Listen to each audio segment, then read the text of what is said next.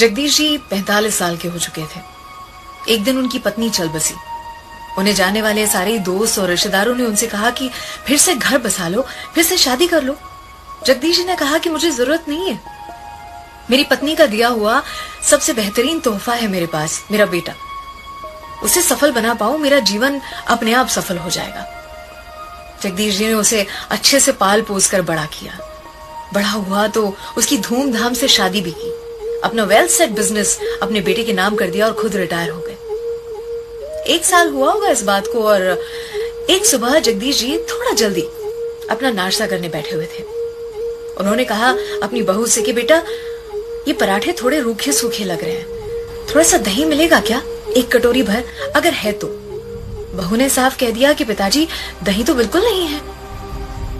अब जब ये कहा तो बेटा नाश्ता करने टेबल की ओर ही आ रहा था, उसने सुन लिया। जगदीश जी अपना नाश्ता करके टेबल से उठ गए और उसके बाद बेटा और बहू दोनों नाश्ता करने बैठे। तब बहू ने ढक्कन के नीचे से 1 कटोरी भर के दही निकाला और अपने पति की प्लेट में रख दिया। बेटा उस समय तो कुछ भी नहीं बोला, लेकिन उसके दिमाग में वही चलता रहा। वो घर से निकला, अपनी नौकरी पर गया, दिन रात उसके दिमाग में वो 1 कटोरी दही की बात चलती रही।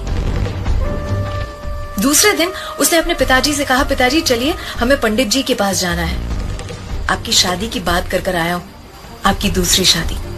पिताजी हंस के बोले कि बेटा, मैंने तब नहीं की, अब क्या करूंगा इस उम्र में दूसरी शादी, और मैं तुम्हें सारा प्यार देता हूं, तुम्हें दूसरी माँ तो नहीं चाहिए फिर?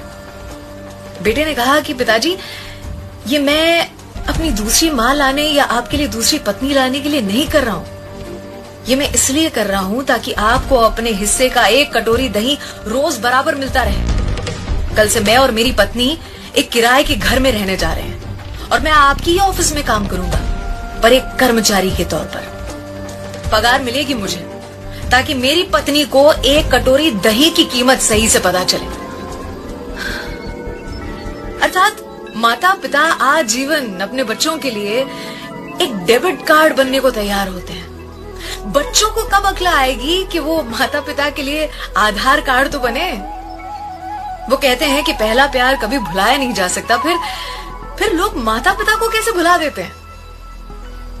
अगर आपको ये कहानियां पसंद आती हैं तो रोज सुबह 7 बजे मुझे आपका इंतजार रहेगा, ओनली ऑन 94.3 माय एफएम। सलाम, दुआ, वणकम, प्रणाम, सत श्री अकाल, केम छो सारू छे, अमदावाद आखोई मारू छे।